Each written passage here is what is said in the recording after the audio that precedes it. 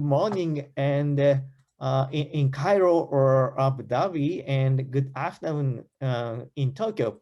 I'm Satoshi Ikeuchi, a professor of religion and global security of RCAST Research Center for Advanced Science and Technology of the University of Tokyo.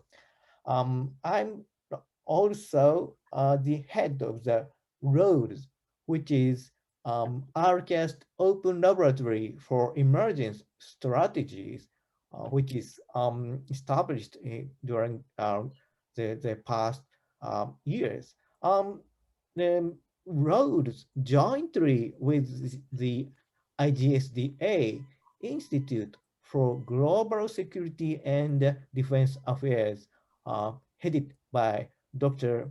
Major General Said Ghoneim, we jointly organized today's seminar on frontiers of security. The present day Egypt is faced with a generational transformation of media, cyber attacks, and public health crisis. Thank you for joining us again.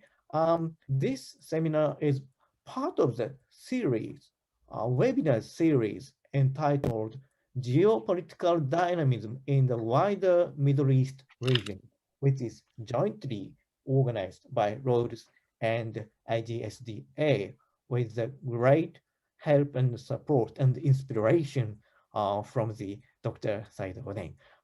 We have already done 3 seminars, and this is the fourth seminar, and hopefully we would continue on this under this framework. But for the moment, this is the last seminar of this 4 quartet series of seminars. In the previous 3 seminars, we have been talking about mainly the emerging forces in the Middle East and surrounding area. And also we were we tended to focus on newly emerging regional powers like Turkey or like Israel. But one of the remaining important topic is Egypt. Why is Egypt? Where Egypt is going to? As an old regional power, Egypt usually have very important role to play in the regional and international politics, but its presence has been a little bit eclipsed by other emerging forces in the Middle East, or particularly in the Gulf region, or particularly from non-Arab regional powers. But this seminar tackles with this topic where Egypt is going on right now. So in grappling with this topic, I have convened 4 really distinguished speakers, experts who will take up the very important topics. And let me introduce very briefly 4 speakers today. First of all, as always, we ask Dr. Said Ghoneim, Senior Strategist and the Chairman of the Institute of Global Security and Defense Affairs, IGSDA, for the keynote speak. Even though we have many very strong speakers now, so he kindly accepted to keep his presentation of keynote very short, like 7 minutes. But as always, he always send me very thick volume of full paper, and actually that's one of the sources for me to foresee the situation in the Middle East. So, his presentation today would be very short, but the entire series of these seminars is actually inspired by him by his very insightful, you know, theses. So, so first speaker is, of course, as always, Dr. Said Ghoneim, and we have three guests today. One is Mr. Ahmed El Duraini. He's a very young and famous journalist in Egypt. He has been and he is a documentary producer and a TV presenter. And currently he heads the documentary unit at DMC Network, private venture in the vibrant Egyptian media, which is based in Cairo, Egypt. And Dr. Mohammed El Gindi, he is a cybersecurity expert and also TV presenter. He has his own TV, program. His governmental appointment includes cybersecurity advisor to the assistant of the Prime Minister of Egypt and digital transformation expert of the Public Prosecution Office. He's also the director of operations at the IGSDA. And last but not least, Professor Sameh S. Ali is a global health security expert and the head of the research unit of oncology, Children's Cancer Hospital, 57357 in Cairo, which is a very experimental, advanced hospital established in Cairo. Professor Ali Sameh Ali obtained his Master of Science and PhD degrees from Tohoku University in Japan. So we may say, welcome back. And he spent 3 years as a postdoctoral fellow in the Technical University of Graz and also Washington University in St. Louis. Today we have very, very, strong presenters presentation. So we quickly move on to the first presentation by Major General Dr. Said Ghoneim. Said, it's your turn, please. Okay. So now I will share this. My very short one. Okay. Thank you very much, Professor Satoshi. Now it's coming for full screen. Yeah. So, new frontiers of national security. What are the origins of the threats? I would like to say something. Why I'm talking about this right now. In my PhD thesis and also in my book, I made like recommendations. It's common, that the national security elements or dimensions, they are commonly four, and it can be known as the vital interest of a common nature. If you would like to describe any national security interest, it's like, how can I say, it is, if you don't protect it, if you put all your efforts to preserve this kind of national security, so your country will be exposed to destructions, or at least to not to be, which is inability, to not to be able to be disabled to do its jobs, partially or collectively. So, and the common national interests which are known in our region, mainly four, in our countries: political security, economic security, military security, and social security.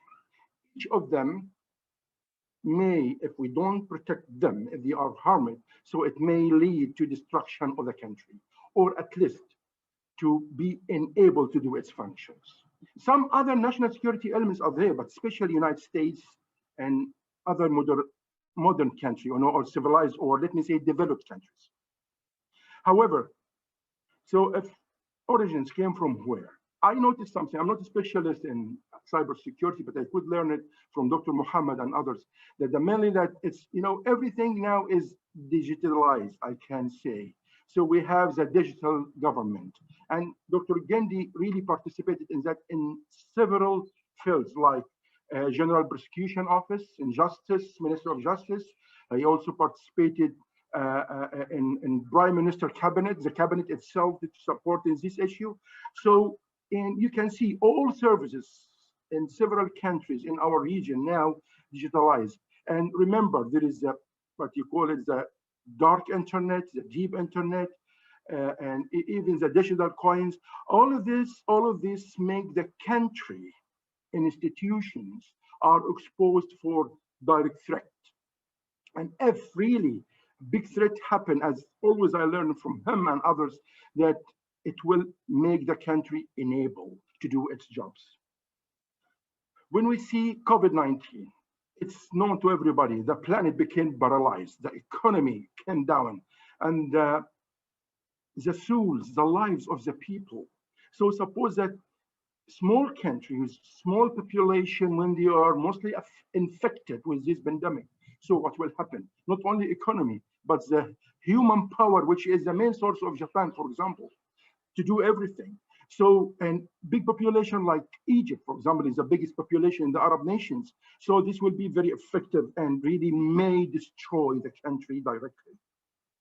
And then media. Media is a point of media that it deals directly with, which I call it, if I'm not wrong or right in my English, collective awareness. Collective awareness, which really design or make the people's will, the will of the people. So if it's misled, or I can say absent, should be lightened.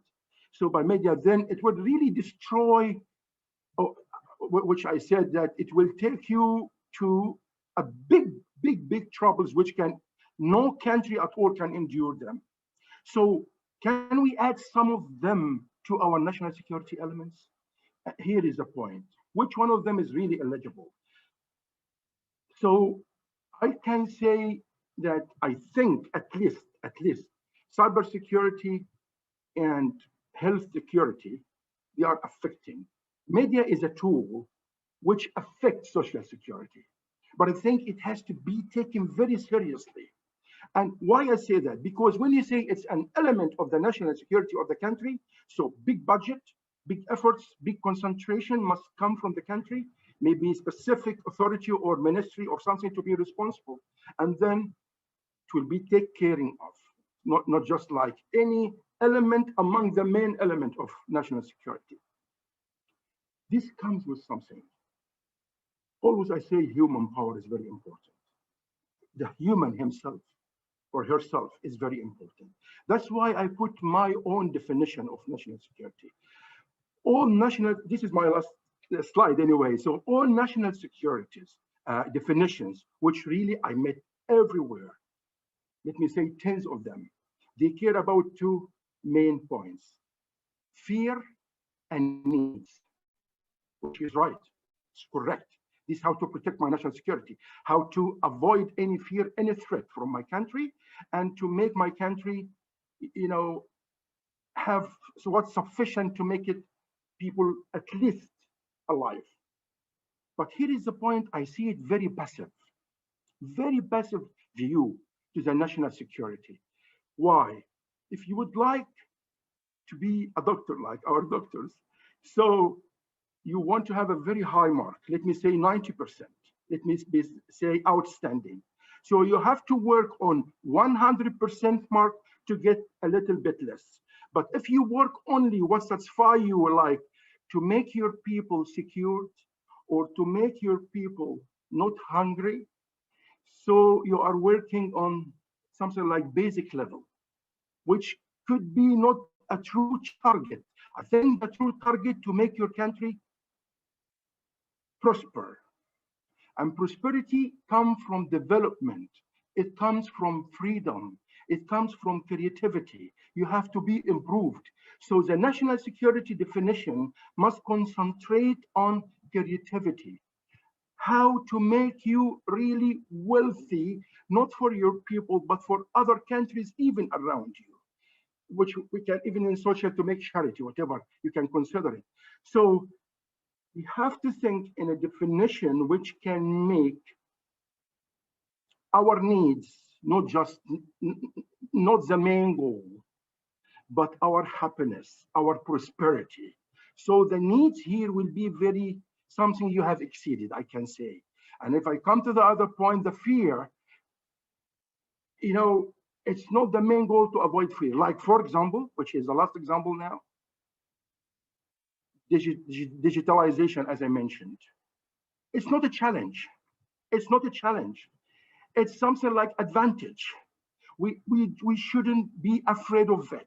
We have to meet all the new technologies. When I see new tools of media and people are afraid of them, they are afraid of House Club, they are afraid of social media, they are afraid of Twitter and Facebook. No, we should deal with everything. If you even consider it as tool of the enemy, make your enemy closer to you than your friend. So you have to deal with the threats as if you are turning risks to opportunity.